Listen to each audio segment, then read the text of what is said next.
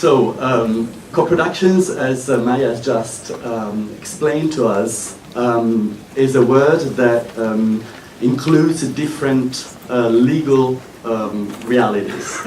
There are the official coproduction and the non-official coproduction, and the official coproductions are those that are made within the framework of a treaty, be it bilateral or multilateral like the convention, and the non-official coproductions are coproductions that are made outside the framework of a treaty, but in both cases there is a joint ownership of rights. So what defines a coproduction, as Maya has just said, is the co-ownership.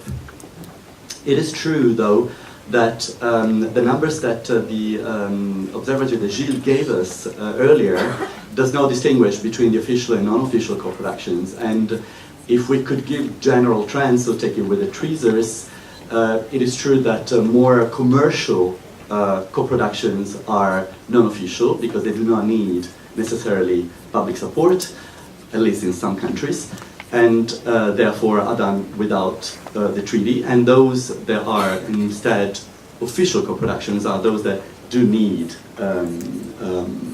often public supports at a national level at least, and for some tax incentives as well, not all of them. But some tax incentives need to have the qualification as official co-production, therefore the passport, as Maya was saying. A piece of information that has been mentioned by Maya as well earlier is that the convention, what we called until now the European Convention on Co-production, has been recently modified, and it's not called anymore European Convention because it is open to non-European countries. It's called Council of Europe Convention on Cinematographic Co-production, has been adopted in December 2016, open for signature in January 2017. For the time being has been signed by 15 countries.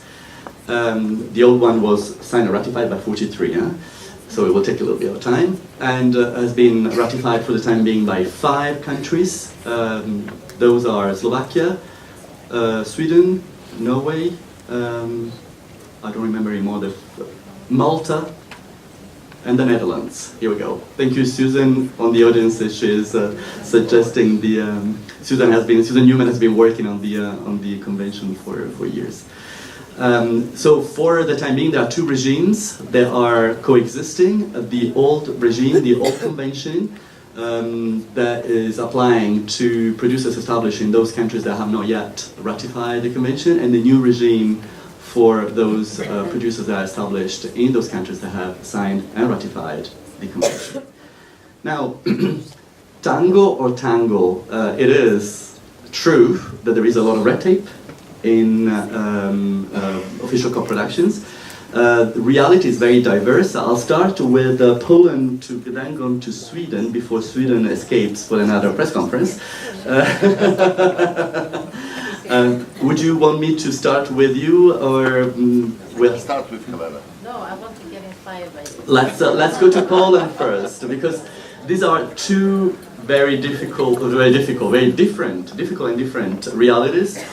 The text, the legal text is the same, the treaties are the same, but they are interpreted in a radically different way in terms of administrative culture. Some countries have a very severe and precise application of the treaty. Some other countries see only the interest behind the treaty, what is the treaty for, and all the red tapes is cut out and made it easy. One could have a prejudices saying that the Nordic countries are very precise and very ordered. The Nordic countries is paradise as far as the application of treaty, and we'll ask Elena what is the recipe to have that kind of laid-back approach. Darius, what is your experience in applying the treaties and the convention? You have done many official co-productions. Many of the co-productions that you have done are official. What is your experience? Thank you very much, Roberto. I had this feeling when you were giving me such a great introduction about coverage that you want me to start first, and it's true. I would like to say that it seems to be a very complicated thing, co-production, but my opinion is that it is like with breathing, you know, it seems to be really complicated until you are born, and that's not true. It's not that complicated, I have to say, and I understood it after more than 20 co-productions, because in fact, I would like to express my gratitude to European Convention. I'm very regretting it's not European anymore, because it should be for Canada also European Convention. It works perfectly in every case, and this is something which I don't need lawyer. I know all the points of the convention. I am a lawyer, that's right. You know, I remember a few years ago, Minister of Culture in Poland said, now we are happy we signed the bilateral agreement with Germany. I said, what for? And he got frozen. He said, to increase the co-productions. I said, in no way bilateral agreement increase the co-production with Germany. You know, it works in all its way. So the convention is a fantastic tool, saying clearly what you have to do, how you have to share creativity, points and everything, and it's very easy going tool. And it's overwriting bilateral co-production when there is no agreement. So in fact, I prefer to have no agreement because it's more, it's more old-fashioned and putting completely unrealistic requirements, in my opinion. What is extremely important is to have right partner and exploring new markets, new countries, because recently we co-produce with new countries for us, more east than Poland. I have to say that what is very important is experience. They still believe that co-production will bring a lot of money and they discuss material matters, while we in Europe, we know that it's not bringing so much. So in fact it's more cultural work than economic. Trust is very important. So if you are choosing the producer, this is a basic thing. Sometimes I made one co-production when we forgot to sign an agreement, and only after shooting we said, we have to apply to the fund, so we have to sign something. Because it was a trust. That's crucial, you know. And I think that there are producers who are well known on the international scene. I have to say that always a public fund and even more EURIMAGES stamp helps. If somebody worked, made official co-production and finished, this is for me a trusted partner. So it's not that difficult. I have to say also that thanks to this work for many years of EURIMAGES and media program, there is a huge understanding of the rules, and I thought about this change when yesterday I met a very famous Eastern European director who came to me and said from the beginning, I want to work with Polish DOP and I would like to have Polish composer because I understand that you need that for bringing public funding. So the rules are clear, and the rules, from the moment you start to like them, they are not any rules anymore, but it's a pleasure of cooperation in creative sense. And then you can digest. So, for example, based on European Convention, we have templates of agreements, of deal memo, short, long, and we use them only adapting country to country, and this is it. So it's not that complicated, don't be afraid in that sense. So from a country where it should be complicated, it's already not complicated, but let's go to a country where it's really not complicated at all, if I understood it right, because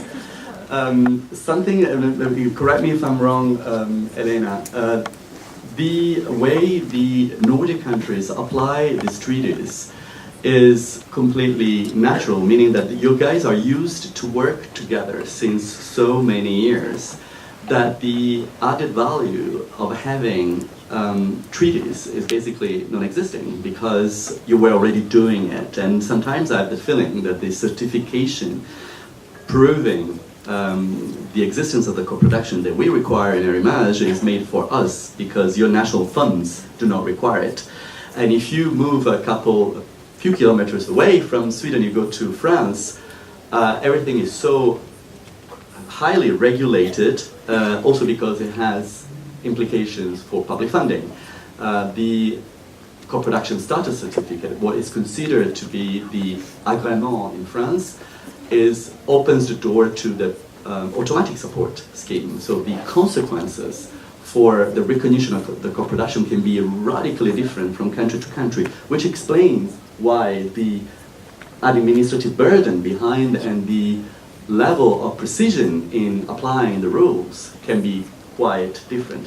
Elena, what is your wonderful experience with treaties? Must have been the old fishermen or the people trading and going over the sea to each other. No, I mean, we do have cultural differences within our little, on the north side of the Europe.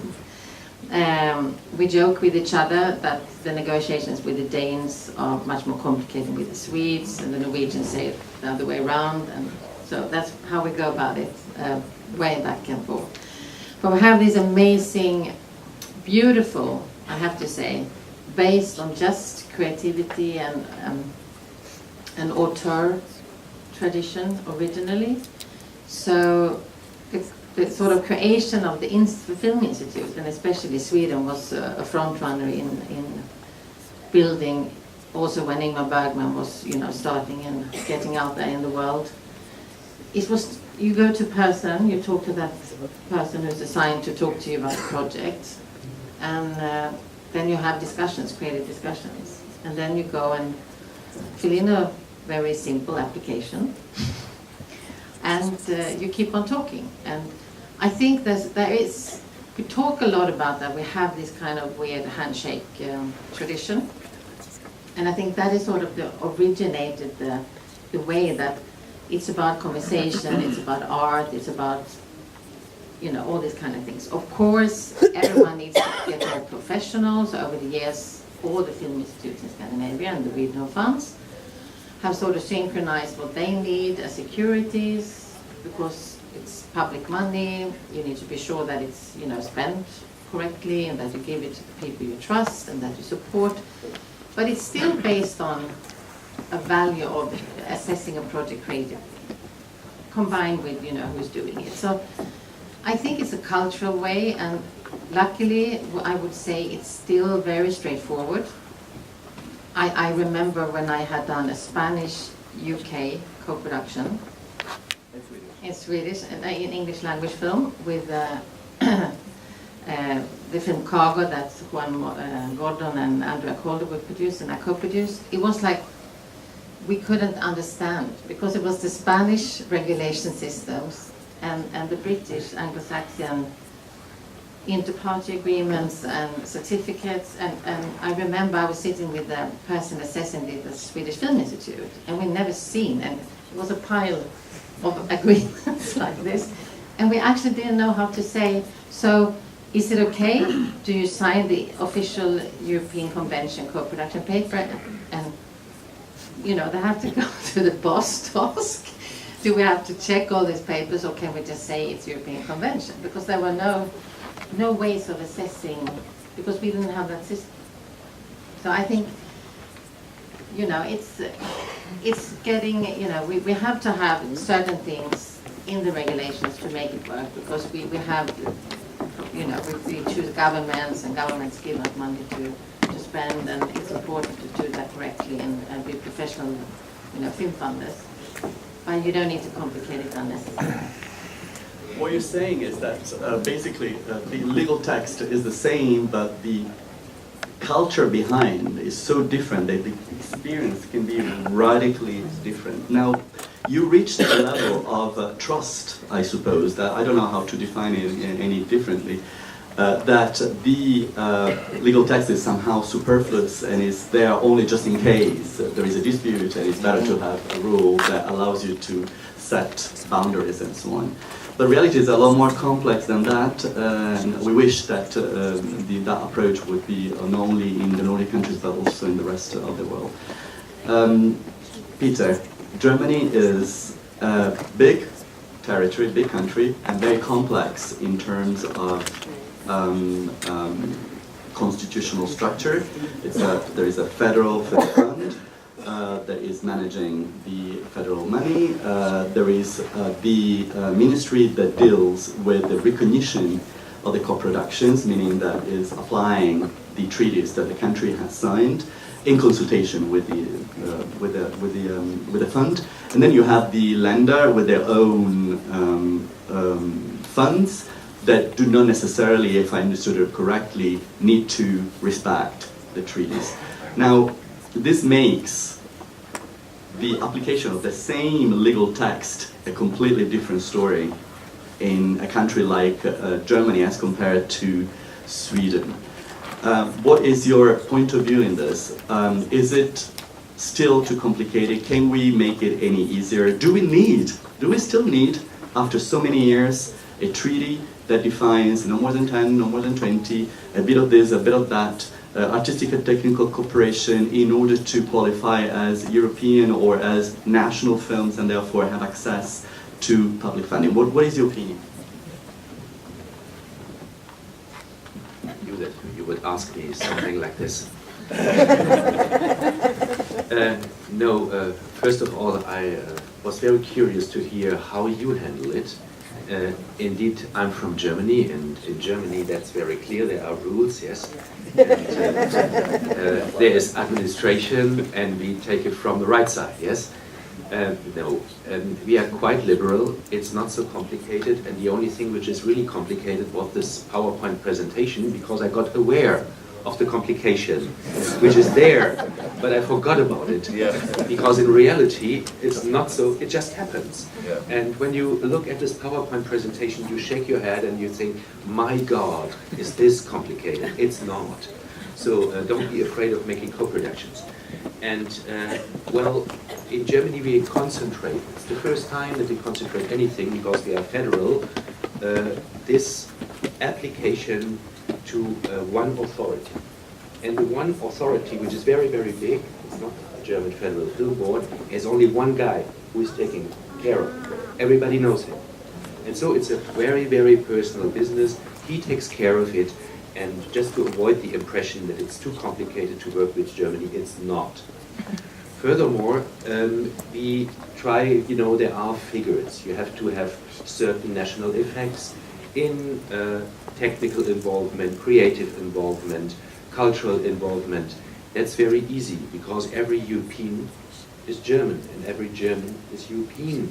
And if you allocate, for instance, in a French-German co-production or Polish-German productions, your Polish co-worker or support or staff to Germany, then it's fulfilled. It's absolutely no problem. So also we did find an easy way, but now I approach your question. Well, those systems are different. And if the German idea of a financial or economical co-production without any agreement meets the French perspective of the same thing, then it's extremely helpful to have a general agreement concerning like a roof, a common roof. And both authorities in both countries can rely on the agreement. And this is a big advantage. And when I look at the figures of co-productions, I can see that bilaterals, yes, are still growing, but multilaterals are growing. And so you have even more need for such a roof and a common understanding of the scope of rights in all the countries involved, because the countries are indeed different. And so yes, I think there is a need for certain rules. There is a need for such a contract, and there is a need for the convention. And I also regret that it is not a European convention anymore. And so I would say yes, the answer is yes. You said, you have to go. Thank you very much, Elena, and our press conference. I think it was you, Darius, before. You were saying that the convention, or maybe it was Maya that was saying the convention is a legal framework that is primarily conceived for multilateral co-productions, but it also works for bilateral co-production when there is no a dedicated bilateral treaty between countries.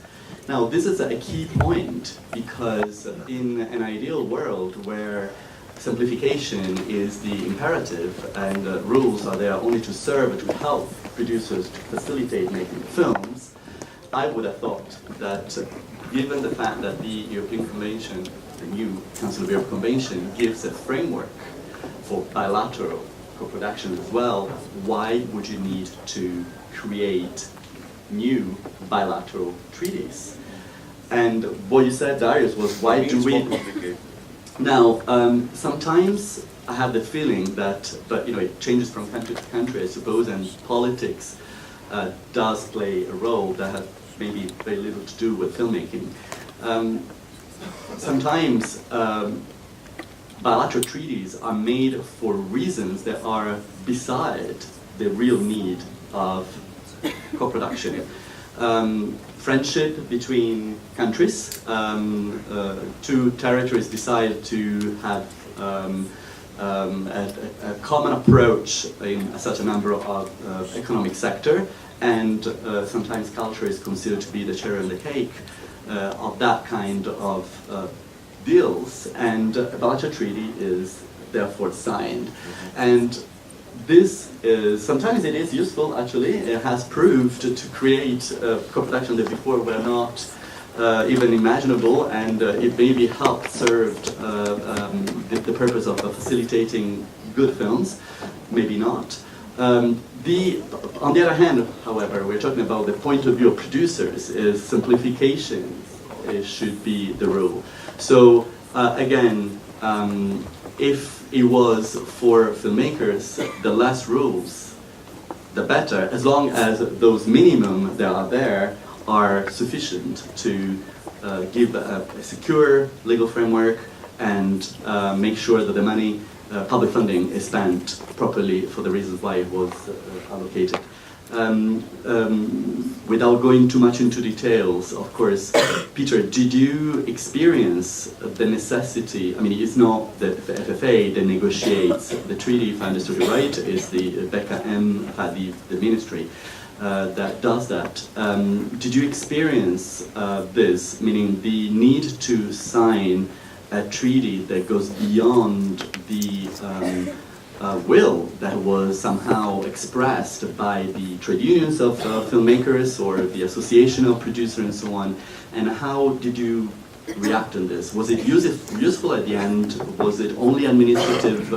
Did you take the chance and transform it into something useful? Good subject.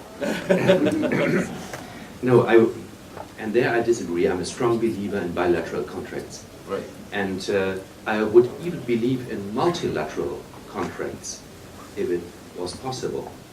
I'm not sure about the legal framework with the EU, but indeed we made something alike. It was not a multilateral with Austria and Switzerland, creating a new community between those three countries. And that's what I wanted to say.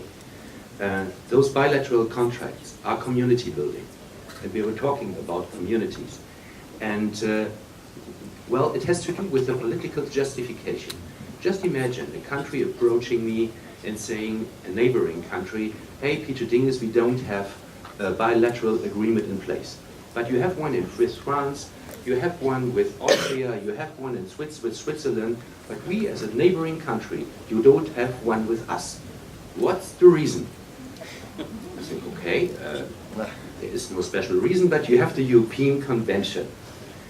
Well, it's not the same thing actually, because they want to be taken serious. They want to be on the same level. They want to have the same rights. They want to work on eye level, and there it's really, really symbolic to close such an agreement. Besides the effect that you can, as we already heard, have certain legal rules in a bilateral agreement, slowing down the national rules in Germany from 20% minimum investment to 10% minimum investment, what we usually do. So it's also useful. And the one guy in our authority is happy because he has his agreement and can apply it. And there is no point test and there are no ingredients, and this is also a difference to the European Convention, in a bilateral agreement. So it's important from a symbolic point of view, from a legal point of view, to make such agreements. And just one thing, it's some weeks ago there was a smaller country addressing me and saying, hey, we want to make a bilateral agreement. And I said, we already have one.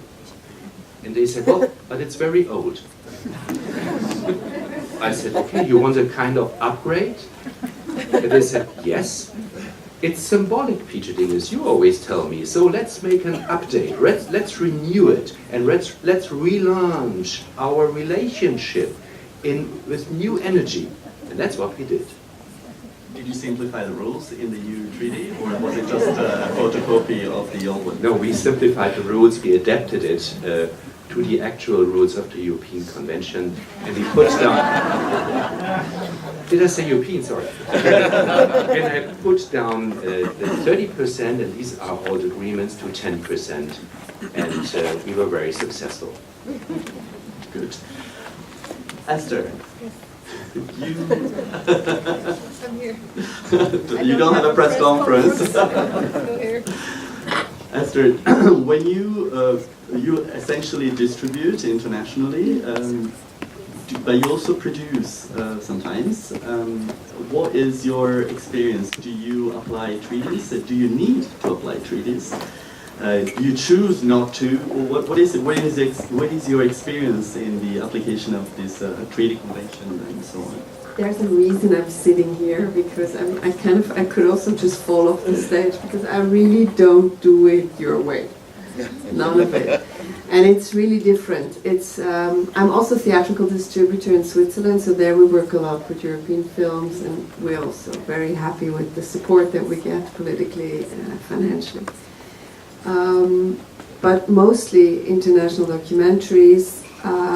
I was just trying to go through my 300 titles and think, we did a check on gender, diversity, we're super in everything. We never decided to do it, it just kind of happened in 20 years of very careful curation. But I never checked on co-productions, and I'm going to go and calculate. I think we have a lot of non-co-producing films, and I'm taking the Nordic countries as one country. I'll tell Helena later. Yes. Because it's for me as an international distributor, it's really important to have strong producers. And when you work with Belgians or Scandinavians or Nordic countries in general, you just know it works. You just know they get their finance together, they get their production together. It's so reliable for our line of work. What we do very often, more than half of our lineup, is executive produced by us, which means that we get a little credit. We're not on a payroll, unfortunately, and we don't access funds. Usually, also do that, but it's another thing. And we're just involved very early, and it can be on if Darius would come and say, I want to make a movie, it's going to be in 3 years, and so we'll talk about it during those 3 years, we'll work together. Mostly, of course, it's at rough cut stage when we get involved as international distributors. And then we're sort of Minister of Foreign Affairs, and we kind of accompany, we package, we polish, sometimes we rewrite, we really do all this content work, but it's not in any of the regulations. Because this is what I like about documentaries, it's cheaper, but it's smaller, but it's also faster. So the sources of financing that you can access in Switzerland for that kind of co-production are not linked necessarily to... There's none, nowhere, for this kind of work. Okay, so you basically, what you're saying is that the way you co-produce does not imply the use of the standard public support that are linked to the co-production. So there is a treaty. So there is another way to co-produce that is easier, down to the point, without the necessity of treaties. Yes, and it just works as well. It's with pre-sales to distributors, platforms, and of course broadcasters. It's pre-sales, hybrid, co-productions, has all kinds of forms. It's still not fast, everything's difficult, everything is hard, but it's not within the regulations. But I've also done that, but then I had to I just completed a co-production with France, with Yuzu Productions, fantastic partners, and we ended up being the majority producer, kind of without intending to, we just managed to get more money. And that we financed as a short film, because it's a television film and you can't finance that in a subsidy system. So you can make it work with the subsidies, but sometimes I mean, I wish we could have access to funds to give us more air to work more creatively, to use our knowledge more when it's not really in the, summoned by the market. But at this point, mostly it's not. But that said, I mean, most of the catalog that I represent, which is films from all over the world, and we sell all over the world, of course, has been financed with public money. If I say I'm not financed, it's my work. I can't apply anywhere for that. But the product itself, of course, has been financed by EURIMAGES, by media, and by regional funding. Before I move to Lucia on the promotion of European works, I wanted to ask you, Dariusz, Maya was saying that the tango can be transformed into a more conflictual, sometimes, situation due to the project itself, to the relation between producers, but sometimes also due to the specificities of the treaties, the obligation that the treaties impose on the different co-producers, especially the minority co-producers. Did you, in your experience, have that case, and how did you deal with this? Did the treaty, instead of becoming a facilitator of the co-production, turn out to be actually a complication? The reason I underline the importance of right choice of partner is that in every work there are many issues you face on the way, like tax differences or copyright differences. But if you have a cooperating partner, there is nothing which can't be solved. So you have to discuss, you have to ask for advices, legal advices sometimes, and you have to solve every problem. And after working with 27 countries, I never met that kind of issue. Of course, it was in my life, it was like 3 times when I stepped back from the co-production before it really started, because I felt uncomfortable. I knew that there is a kind of a danger. Sometimes intuition, and it's also very important, because in these 3 cases the films bankrupted, the production bankrupted, and even being minority co-producer, I would bankrupt as well, because bringing money from the fund, I couldn't bring the film. Having no control over the film, so especially in minority co-productions, you have to be more like looking at your partner, listening to him, what he wants to achieve, and how much there is a chemistry between you. It seems to be very unprofessional talking about psychological side of work, but I think it's absolutely important. You don't have to know everybody from other countries. You just have to find one partner who is like you, willing to achieve the same and to understand you. And then the co-production is not an issue, because it is complicated in many senses.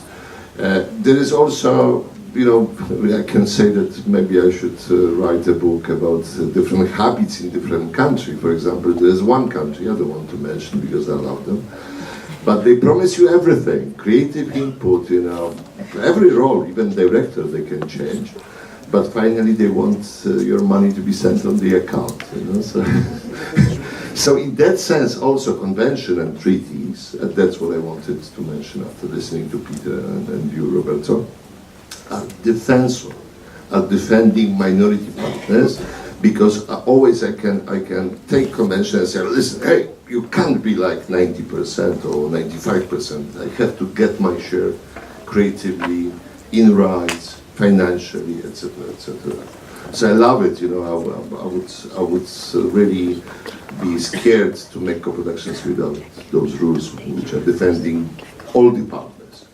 So in a nutshell, before we ask Lucia about the promotion of European works, what I understood from the discussion is that the treaty itself is not the complication, it's that there are tensions between producers due to other reasons than the treaty, that then things become complicated because you are co-owning the rights. I was thinking about the Terry Gilliam film that is here in Cannes, and if I understood it correctly, the problem is not the co-production as such. It is a co-production, of course, but it's beyond that. It's a legal dispute between producers on ownership of rights. Lucia, the European Union has developed in time, starting with the Television Without Frontiers directive quota system, and then the revision of the Audiovisual Services, Media Services Directive. There are mechanisms that are there to stimulate the production of European films. The directive is going to be, again, refreshed, and Maya was telling us about the latest news. Can you tell us more what is the mechanism behind, taking into consideration not only the the linear services, but also the on-demand and the specificity of these new ways of exploiting films? Well, it was about time to review the directive and refresh it, because if we look at the evolution of the market and landscape has changed tremendously over the last years. And actually, well, the directive includes many improvements. I wouldn't mention all of them, but clearly, at least from our point of view, one of the main improvements of the directive is really to cover also the VOD services that were notoriously absent beforehand. You mentioned the quota. Commission put forward a quota for European works of 20%. Parliament and Council decided to increase it to 30%. But beyond the quota itself, I think what is very interesting is that there will be obligations when it comes to provenance. And this is particularly important because it's not only about making content available. Actually, you can have a tsunami of content that is largely unknown by the audiences. So what is very important is to make that content seen and create an appetite for that content from the audiences. So in that sense, the ambition of the directive is really far-reaching.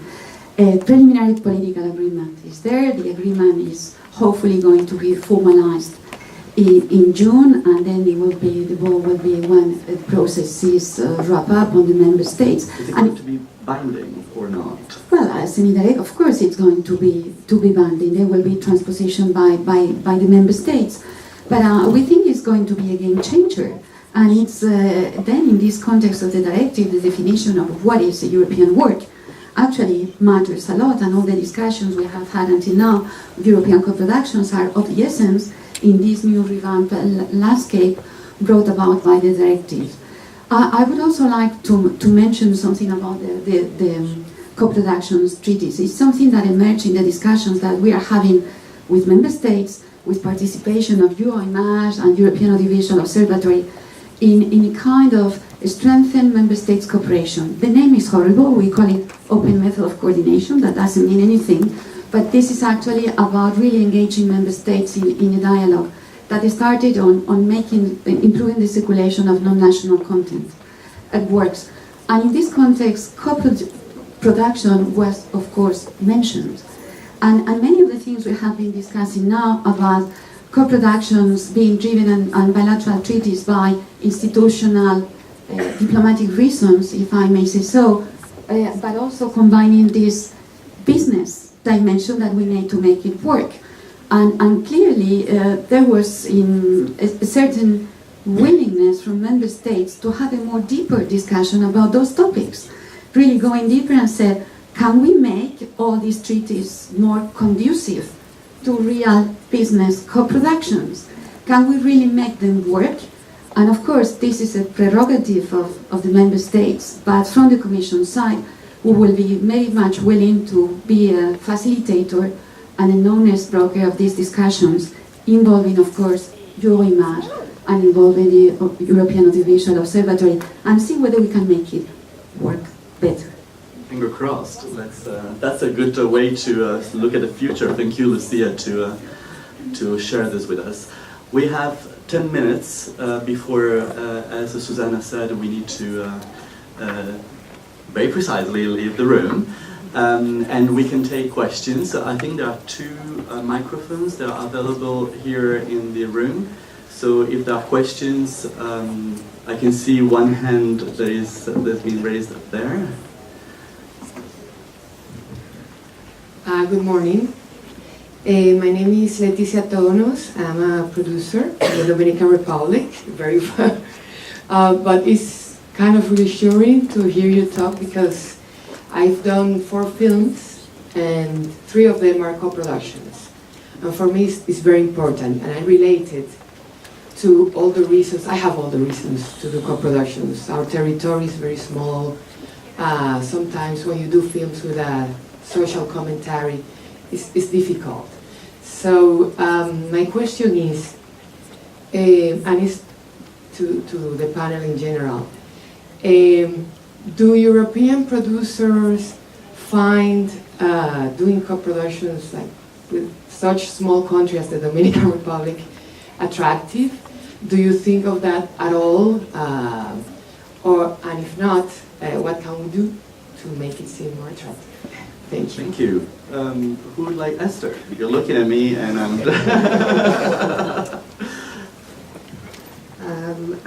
I'm not sure I totally understood. I'm sorry, and I was also talking. The question was in a nutshell, she's coming from the Dominican Republic.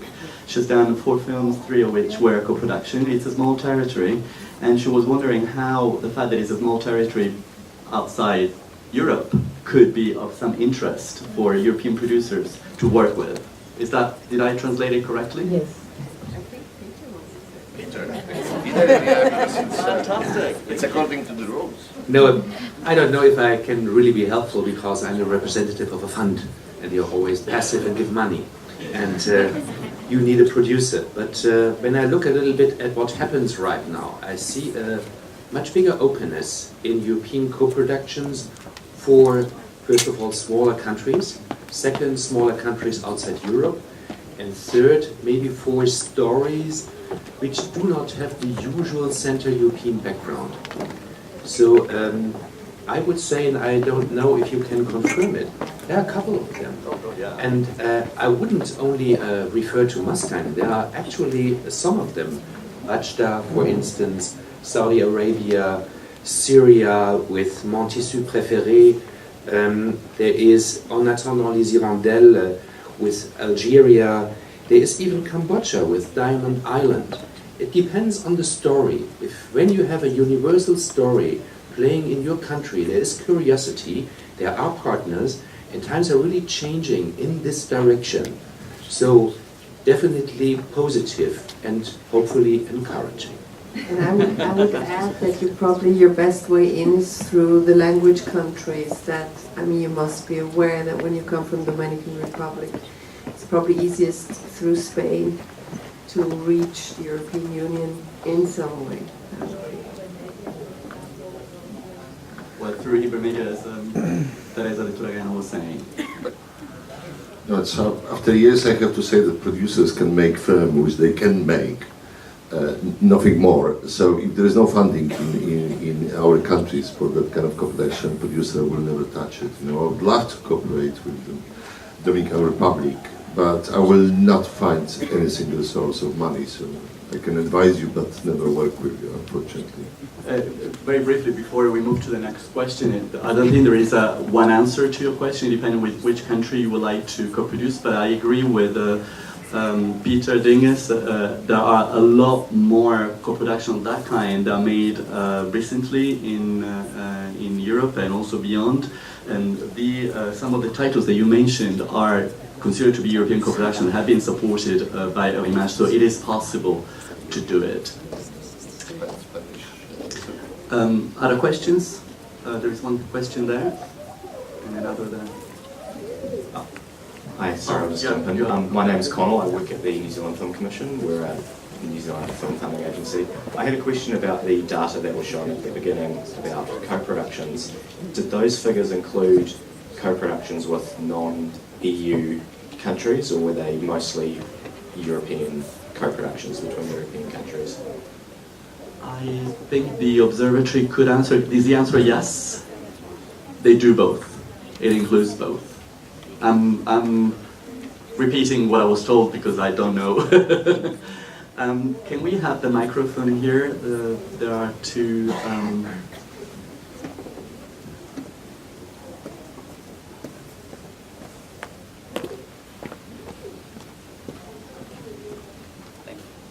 Thank you, Roberta. I'm Valerio Caruso, Director of Europe. Gilles mentioned before a very interesting figure, which is that series are still very low in co-productions. I wanted to know if, from institutional point of view, you want to increase and how to increase this percentage, and maybe from the co-producers, if you think that then the trend is to increase the series, the production series. Thank you.